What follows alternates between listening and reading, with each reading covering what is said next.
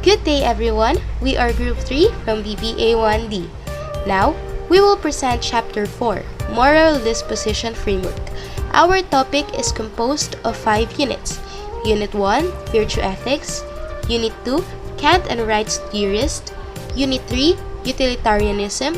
Unit 4, Justice and Fairness. And Unit 5, State and Citizen Taxation. The presenters are Ms. Juatas, Mr. Lladones, Mr. Lising, Mr. Licuanan, Ms. Lastimoso, Ms. Jimenez, Ms. Susan Alexa, and Ms. Eloisa. So now, let's begin.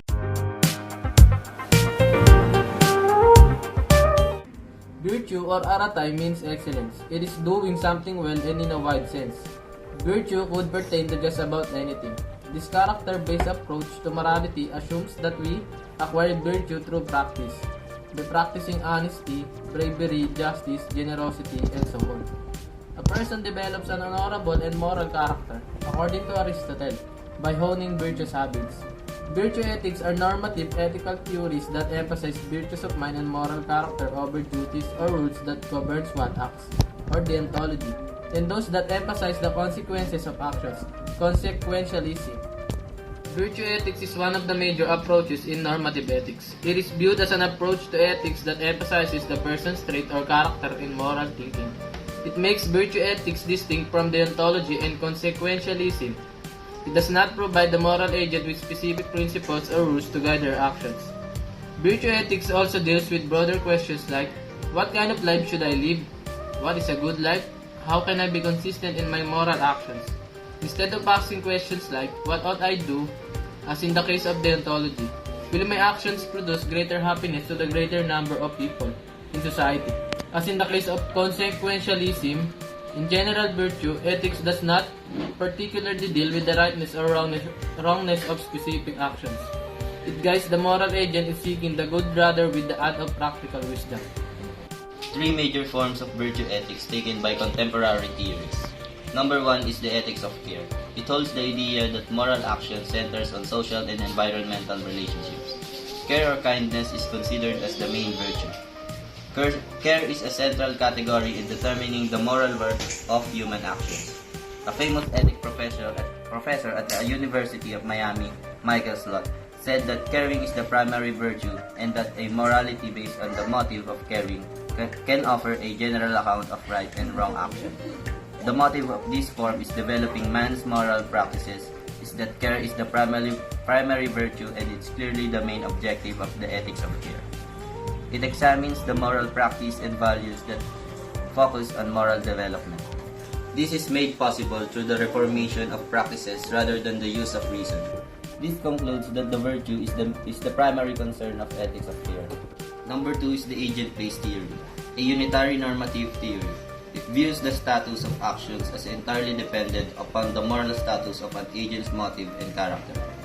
Michael Slot said that a warm agent-based virtue ethics put a fundamental emphasis on a person's motives and more particularly on a person's overall, morally relevant motivation.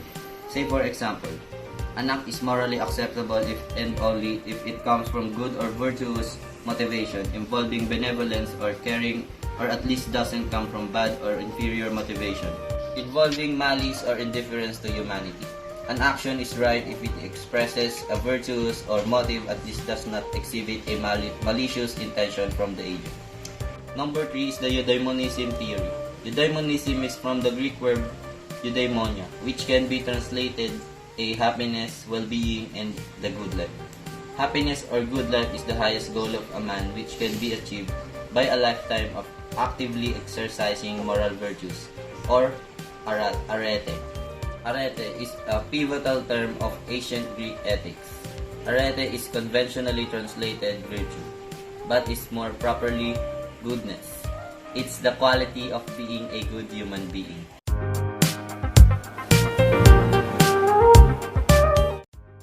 Unit 2, Deontological Ethics by Immanuel Kant. Immanuel Kant was a German philosopher. He was one of the most influential figures in modern philosophy. These are some of the information about it. Number 1. A person who thinks has the capability to understand the natural law. Those people who has the ability to think and evaluate things are the ones who could understand the natural law. Number 2, reason is essential to know how to act based on nature. Number 3, he observes that the word ought was often used non-morally, that if you wanted to be good to something, you should strive to achieve it. Number 4, hypothetical imperative is a code of conduct that is believed to apply to a person only if that person wishes a particular end and decides to act on that desire. If a person decides to act according to his wants, then it is believed to apply to this particular code. Number 5, his philosophy views man as autonomous and most of himself or herself as not subject to external conditions, results, and mandates. Amorality. Amorality is having no moral sense or being indifferent to right and wrong. The immoral person knowingly violates human moral standards. The immoral person may also violate moral standards because he or she has no moral sense.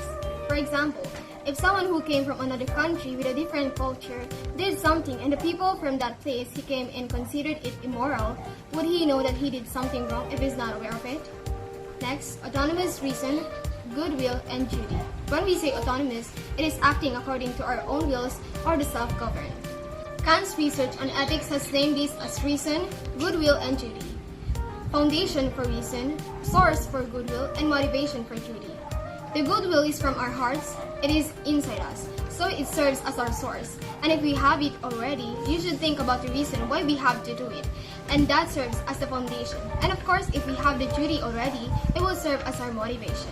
The only way to be good without qualifications is the goodwill. Goodwill is the will to do the right thing. Obligation is understood as man as an end in himself or herself, autonomous and universalizable. Moral obligations, by contrast, do not depend on having desires. The form of a moral obligation is not, if you want so and so, then you ought to do such and such. Instead, moral requirements are categorical. They have the form, you ought to do such and such, period.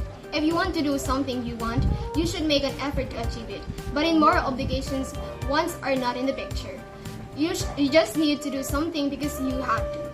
Obligation is simply a must, a categorical imperative or a duty that is defined by reason as doable for man's volition and therefore should be carried out by the human person.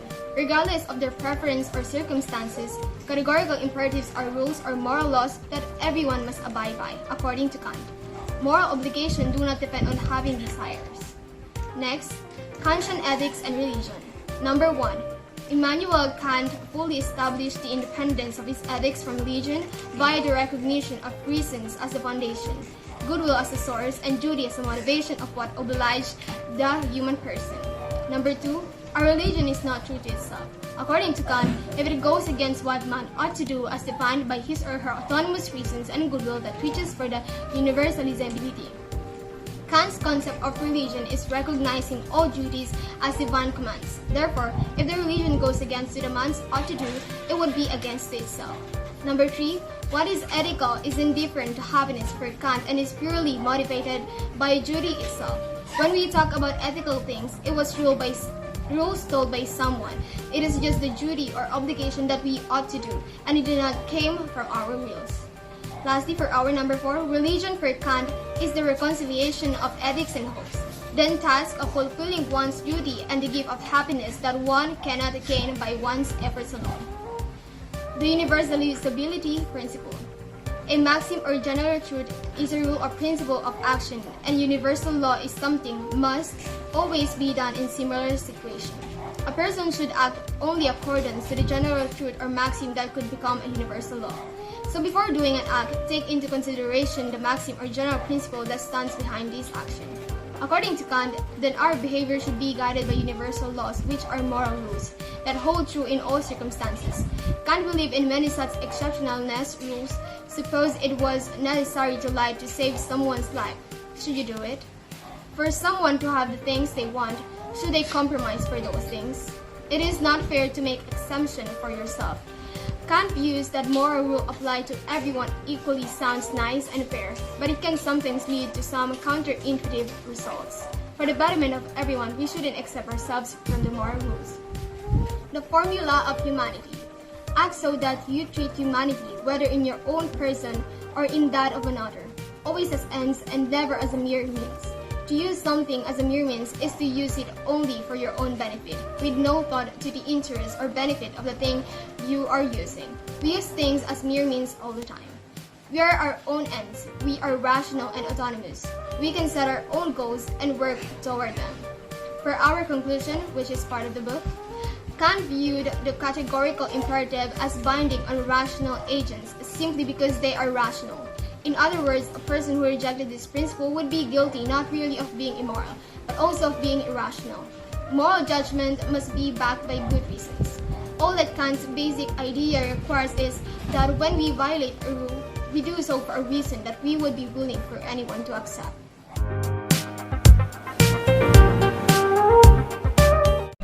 Utilitarianism explains that an act is good or morally right if it promotes happiness and bad or immoral if it tends to produce pain. It is a theory by which actions are judged to be right or wrong according to their consequences. It is the ethical theory that tells one to choose that which will give the greatest amount of happiness to the greatest number of people. Take note of this famous utilitarian claim. An act is morally right if it produces greatest happiness to the greatest number of people, and it is morally wrong if it produces pain than pleasure to the greatest number of people.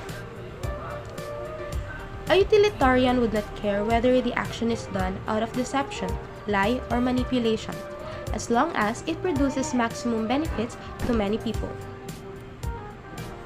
Now, let us get to know Jeremy Bentham and his model of utilitarianism.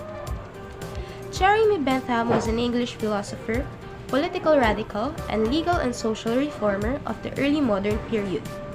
He is best known as the founder of utilitarianism. According to him, happiness is a matter of experiencing pleasure without any pain.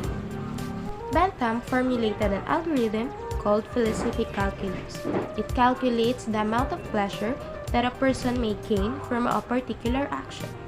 It is also called the utility calculus, the hedonic calculus, and the hedonistic calculus. There are 7 variables or circumstances in this calculation. First is intensity. Intensity is the strength of the pleasure. Second is the duration. It is how long the pleasure will last. Next, certainty or uncertainty. It is how likely or unlikely it is the pleasure will occur. And next, propinquity or remoteness. It is how soon the pleasure will occur. Next, fecundity. It is the probability that the action will be followed by sensations of the same kind. Next, purity. It is the probability that it will not be followed by sensation of the opposite kind. And lastly, extent. Extent is how many people will be affected. This is the philosophic calculus formula. Happiness minus pain is equal to balance. According to Bentham, balance is the basis of morality of an action. For example, 12 pleasures minus 6 pains is 6 pleasures. If the balance has more pleasure, it is morally right, and if there is more pain, it is morally wrong. John Stuart Mill. He was an English philosopher, political economist, and a member of the British Parliament of the early modern period. Mill is best known for elucidating the utilitarian theory of his teacher Jeremy Bentham. He eventually popularized utilitarianism as a movement of which he later became the best-known exponent and apologist. In his book, Utilitarianism, Mill defined the term as an ethical thought based on the principle that actions are right in proportion as they tend to promote happiness and wrong as they tend to produce the reverse of happiness. Mill argued that if the society were to adhere to utilitarianism in any social or political act, people would naturally internalize these standards as morally leading. Mill is an anchor or natural sentiments that are based on human social nature. It means to say that happiness is the only basis of morality, which is the ultimate desire of humankind. Mill disagreed with Bentham. He said that we cannot calculate the amount of pleasure or pain that an act produces. Basis of morality, the majority of the people that attains happiness.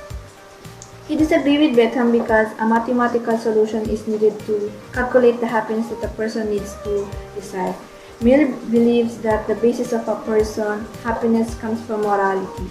So if you are not morally conducted as a person, you will not be able to achieve the ultimate desire, which is happiness. Act utilitarianism.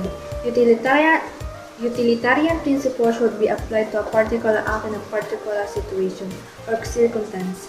The basis of the morality of an action is the act itself. An act is a right if and only if it results in at least as much overall well-being as any act the agent could have performed.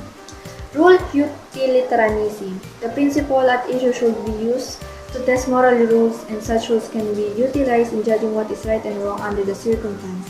An act is morally right if it conforms to a justified moral rule.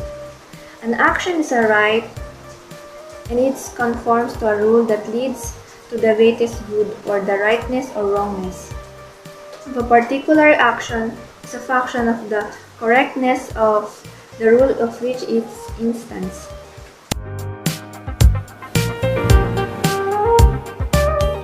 Fairness. Justice derived from the Latin word just, meaning right. Just means to record each person what he or she deserves or to give each person his due. Justice signifies fidelity to the law and perfect observance of the divine precepts. Justice is the firm and constant will to give to each person his or her due. Justice disposes one to respect the rights of others and to establish harmonious human relationships that promote equity for the common good. John Rose. He was born on February 21, 1921 in Baltimore, Maryland. He was raised as Episcopalian and later turned atheist after the World War II. Several of his influential works of philosophy included A Theory of Justice, Political Liberalism, The Law of Peoples, and Justice as Fairness as a statement. He received the Schock Prize for Logic and Philosophy in 1999. He died in November 24, 2002 in Lexington, Massachusetts. All social primary goods, liberty and opportunity, income and wealth, and basis of the self-respect are to be distributed equally, unless an equal distribution of any or all of these goods is to the advantage of the least favored. Plato proposes different kinds of justice. We have heard three basic kinds of justice. First, retributive, means that giving as punishment and penalties for those guilty for the wrongful act. Second, compensatory, in Tagalog, kabayaran. We give something or bring it back to them in order to compensate the wrongful action done on them. The third and last was retributive, meaning every person should have the same level of material goods, including burdens and services. According to Chris Armstrong, the retributive justice tells that because society have a limited amount of wealth and resources, the question of how those benefits thought to be distributed frequently arises. The common answer is that public assets should be distributed in a reasonable manner so that each individual receives a fair share. But this leaves open the question of what constitutes a fair share. Prescriptive principle of distributive justice. How goods are distributed. The quality, equity, and need are among the most common criteria. If a quality is regarded as the ultimate pretension, determine who gets what. Goods will be distributed equally among all persons. In other words, each person will get the same amount. For John Rawls, equal distribution means that completely development and training society that is fair to all. Equity refers to when somebody do good and has productivity, it will be rewarded. We encourage to motivation. Last, distribution according to this ensure that everyone's basic needs are met. Literally everyone. The importance of distributive justice. We also want a fair inside the society, and of course, for distributive justice is not to achieve any particular outcome of distribution, but rather to ensure a fair process of exchange. Others think that distributive justice must be a matter of both process and outcome, but it is a same level that the very person should have.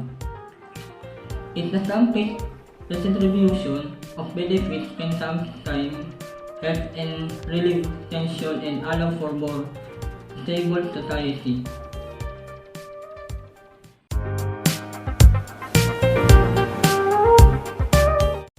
Taxation is a term for when a taxing authority, usually a government, levies or imposes a financial obligations on its citizens or residents. Paying taxes to governments or officials has been a mainstay of civilization since ancient times. Taxes are mandatory contributions levied on individuals or corporations by a government entity, whether it's a local, regional, or national. Tax revenues finances government activities, including public works and services such as roads and schools, or programs such as Social Security and Medicare. Taxation, as I mentioned earlier, it is the enforcement of required tax charges on individuals or business people. The purpose of taxes is to enhance or raise revenue for the government expenditures, such as their projects, for example, fixing crumbling bridge and roads, and etc. There are four main types of national internal revenue taxes. Number 1, income tax. It refers to the category of the tax that governments levy on revenue produced by organizations and people.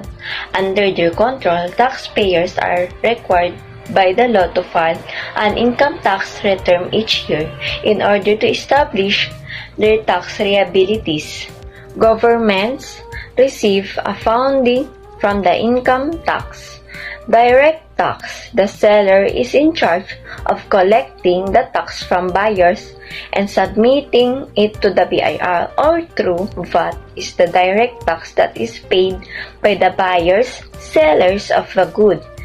It is the seller's responsibility to transfer the funds to the BIR. Number 3, excise tax. A country may impose an excise tax on a manufacture, distribution, or consumption of the certain goods. A nation may charge a business owner an excise tax if they choose to be consumed or distribute a certain commodity abroad.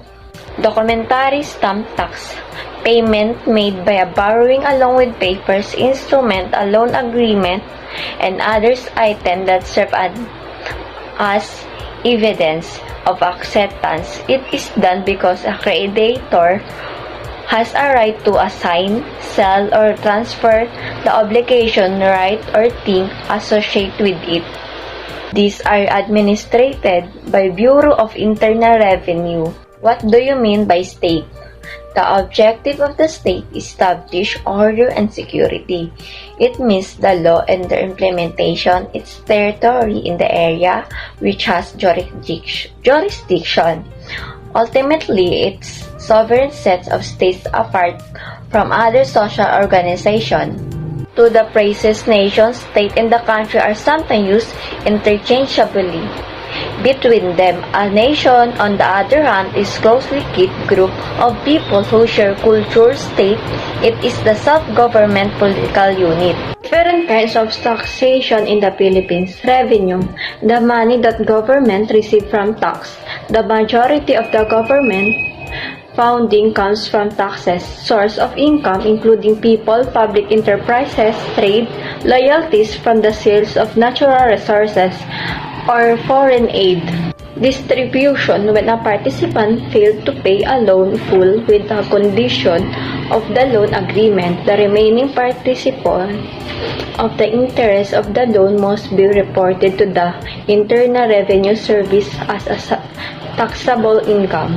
Representation, a taxpayer's must option or representing the self in the court with the right and consent having someone else to do. A representative of taxpayer must be someone qualified to report them just an enrolled agent, attorney, or CPA. Reprising, a limited public bus or promoting public goods. Tax can be used to make sure that a social cost and benefits associated with the creation or consumption of the certain good are counted for in a market price. History of taxation in the Philippines. In pre-colonial era, tax is called buwis or handog. Came in forms of crops or goods, which the people living under the dato share a portion of their harvest or property. It's exchanged for security and protection. In the Spanish era, taxes collected from the inhabitants varied from tribute or head tax of 1 gold, mais annually tax on the value of jewelry and gold trinkets. Indirect taxes on tobacco, 9 cockpits burlas or powder. Other forms of taxes from the Spanish era is the tributo, which was originally between 8 to 10 reals or 10 reales. In American era, the Bureau of International Revenue or BIR was created through the passage of Reorganization Act No. 1189 dated July 2, 1904. On August 11, 1904, the BIR was formally organized and made operational under the Secretary of Finance, Henry Ide, or the author of the International Revenue Law of 1904. In post-war era, on July 4, 1946, when the Philippines gained its independence from the United States, the Bureau was eventually established. On January 1951, the implementation of the withholding tax system was adopted by virtue of Republic Act or RA 690. In Marcos era, the most notable program implemented were the Blue Master Program and the Voluntary Tax Compliance Program. The Blue Master Program was adopted to curb and the abuses of both the taxpayers and the personnel. In the Hina era, the 1986 Tax Reform Program was adopted, which was designed to simplify tax administration and make the tax system more equitable. On 1989, the Tax Administration Program was initiated, which is the embodiment of the Bureau mission to improve tax collection and simplify tax administration. In Ramos' administration in year 1993 marked the entry to the Bureau of its First Lady, Commissioner Linay Vincent Chato. Acts of Action. Center Transformation Program was undertaken to realign and direct entire organization towards the fulfillment of its mission and vision. It was during Commissioner Chato term of the 5 years Tax Computerization Project or TCP was undertaken in 1994. This involved in the establishment of a modern computerized integrated tax system and national administration system. In Estrada administration, one of the most significant reforms measure was the implementation of the Economy Recovery Assistance Payment or ERAP program, which granted immunity from audit and investigation of taxpayers who have paid 20% more than the tax paid in 1997 for income tax, VAT or percentage tax. In Arroyo administration, one of the most notable of which were the implementation of voluntary assessment program and the compromise settlement program and expansion of coverage of the creditable withholding tax system. In Aquino administration, Attorney Kim S. Jacinto Henares was appointed as the new Commissioner of Internal Revenue. Commissioner Henares focused on the filing of tax evasion cases under the Run After Tax Evaders or RATE program. In Duterte administration, on December 19, 2017, President Rodrigo Duterte signed the Tax Reform for Acceleration and Inclusion (TRAIN) Law. Under the TRAIN Law, it exempts taxpayers those annually income less than 250,000 to pay their tax. On the other hand, the trade law, petroleum products, and consumer goods with either natural, artificial, or high fructose syrup sweeteners will get an increase in its price, with natural fruit juice and milk being exempted from this increase.